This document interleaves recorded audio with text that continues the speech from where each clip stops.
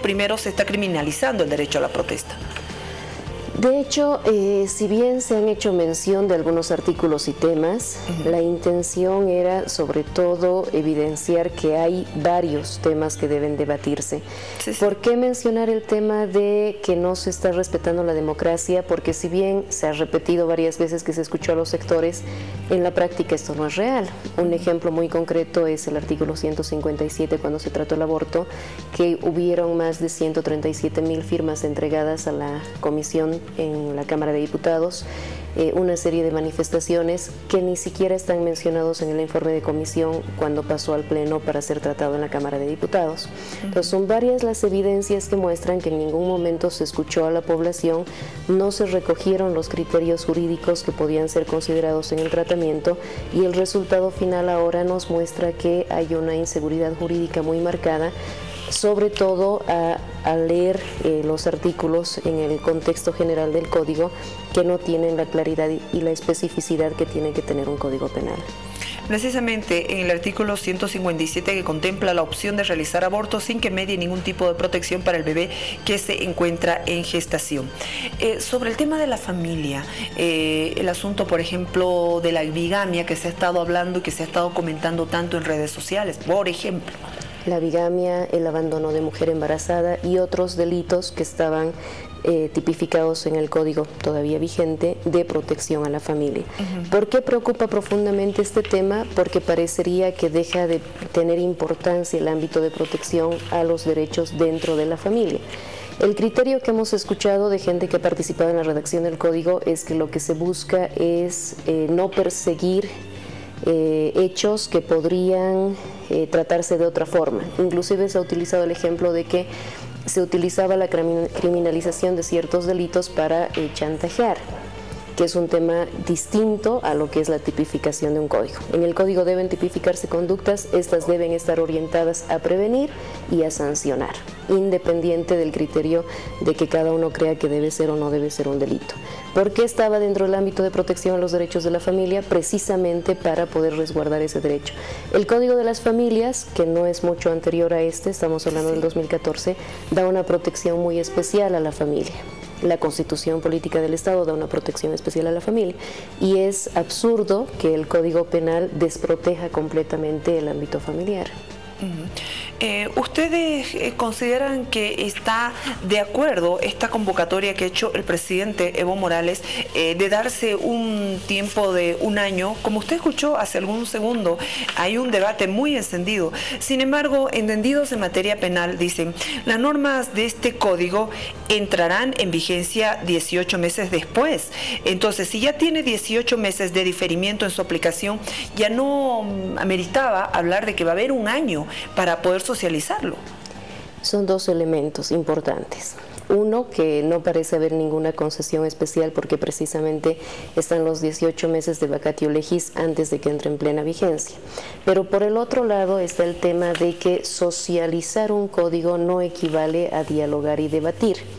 Pueden entender a nivel gubernamental que la socialización pasa por darle una difusión mayor, que es lo que de hecho ya están haciendo, pero eso no responde la inquietud ciudadana de poder clarificar los temas y abordarlos de manera más profunda. En las disposiciones derogatorias no solamente se están derogando los delitos los delitos relacionados a acciones contra el Estado.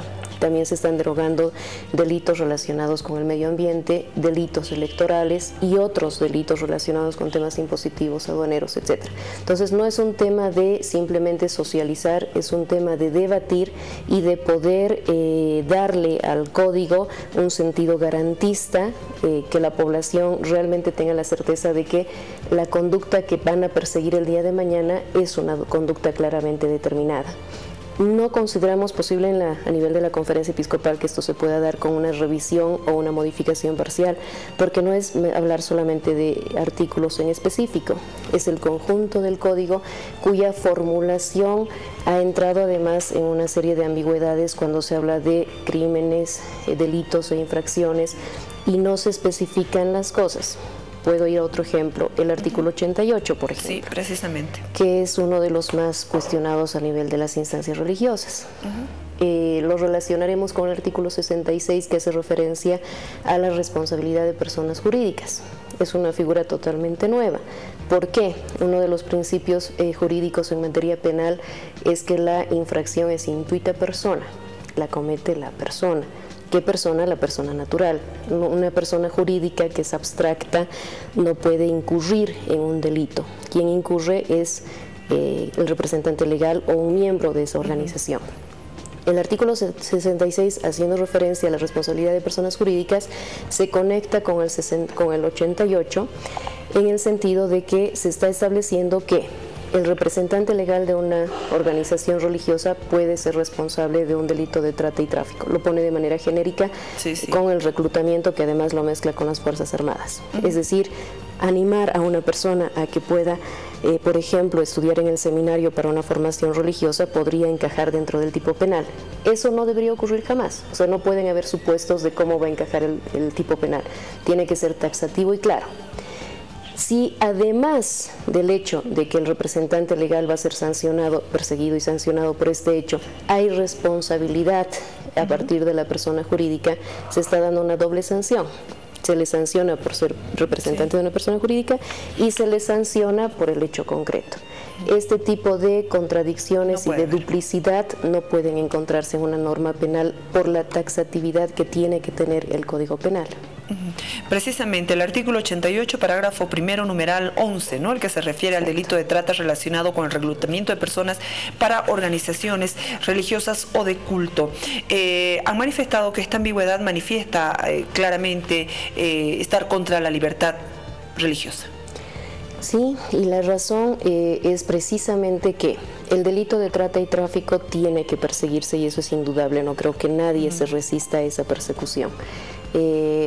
El problema de fondo está en que la formulación del tipo penal presta a que se entienda que animar a una persona a poder, por ejemplo, tomar la formación religiosa podría encajar dentro de ese tipo penal. Si además de que se entienda esa figura se va a sancionar a la organización religiosa, se le estaría privando de la posibilidad de continuar con la actividad. Vamos a asumir el supuesto de que en una instancia religiosa uno de los miembros haya incurrido en un hecho de ese tipo, que ojalá no suceda nunca, pero vamos a asumir que fuera el caso. No solo va a ser sancionada la persona, va a ser sancionado el representante legal y va a ser cerrada la organización. En materia de libertad religiosa, para que se cierre una actividad religiosa tiene que darse una figura específica. Está dentro de la protección de derechos en el marco de la libertad religiosa. En este caso ya no va a hacer falta porque la sola acción de uno de esos miembros va a acarrear toda la responsabilidad para la instancia religiosa en este caso. Precisamente el comunicado advertía que Bolivia podría convertirse en el primer país latinoamericano persecutor de los derechos de libertad de conciencia y religión consagrados en la Declaración Universal de los Derechos Humanos, la Declaración del Pacto de San José de Costa Rica y la propia Constitución Política del Estado. Sí, de hecho son derechos humanos fundamentales que están amparados por varios convenios internacionales y que están reflejados en la propia Constitución y también en el bloque de constitucionalidad. Prácticamente se podría correr el riesgo de penalizar las actividades misioneras. Sí, y ese es uno de los temores que está presente. El riesgo para la familia. La familia es lo más sagrado que uno tiene, ¿no? Sí, sin duda alguna. Uno de los criterios que yo había escuchado es decir que se sancione la bigamia no va a evitar que hayan casos de bigamia. Entonces yo decía, si esa fuera la lógica, no sancionaremos nada porque con la sanción supone que no vamos a evitar ninguna acción delictiva. Entonces, ¿qué razón de ser tendría el código? Un elemento que creo que es importante destacar es que el código del 72 evidentemente tenía un bagaje marcado de la época histórica que estaba en ese momento. O sea, había una condición inquisitiva en el código. Eso ha tenido un cambio importante en el 96, cuando se modifica la concepción causalista del código por la condición finalista. ¿Qué quiere decir? Que toma importancia el que uno busque cierto hecho. No es lo mismo empujar a una persona sin intención de dañarla, que caiga, se golpee la cabeza y muera, a que tenga la intención de matar a esa persona.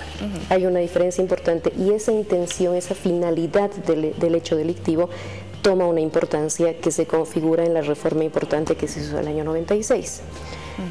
Si hoy la figura es pensar que con el Código Penal no se va a prevenir y sancionar el delito, ¿qué estaríamos persiguiendo?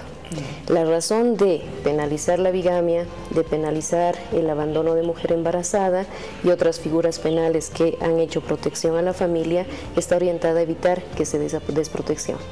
Insisto, si la intencionalidad ha sido evitar sancionar porque supuestamente la sanción no cumple su finalidad, nada en el Código Penal cobraría un sentido. Muy bien, y voy a cerrar con lo que se ha lamentado desde la Conferencia Episcopal y desde miles de familias bolivianas, que haya habido un total desconocimiento de las miles de firmas entregadas a la Asamblea Legislativa Plurinacional, de las numerosas manifestaciones a favor del derecho a la vida en distintas ciudades del país. Se ignoró prácticamente todo eso.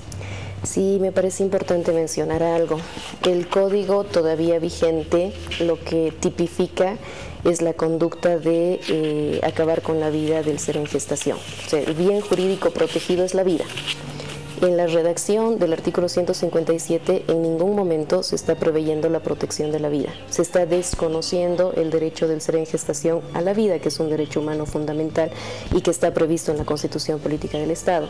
Esa es una preocupación importante. No es solo el hecho de los elementos que además también toman una figura distinta, permítame mencionarlo.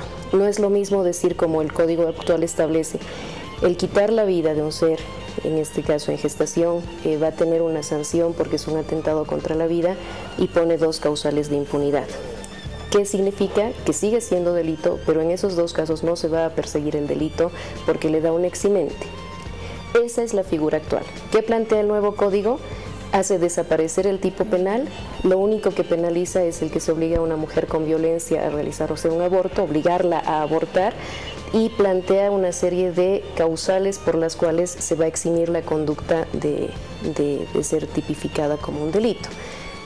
¿Qué sentido tendría? O sea, si el Código Penal tiene que darnos los tipos penales por los cuales va a perseguir, ¿cómo un Código Penal nos va a decir todas las causales por las cuales no va a perseguir una conducta? Y no va a darle además el bien jurídico protegido. Este tipo de cosas que se hacen repetitivas a lo largo del código han sido la motivación de ese comunicado y la preocupación que tiene la Conferencia Episcopal. Muchísimas gracias, Susana, por haber venido a darnos más detalles desde el aspecto jurídico, técnico y obviamente desde el tema que significa la fortaleza de todo un Estado, la familia. Un gusto, Jimena, estoy a la orden. Muchas gracias, la asesora jurídica de la Conferencia Episcopal Boliviana, la doctora Susana Inch. Vamos rápidamente, estamos en Exteriores.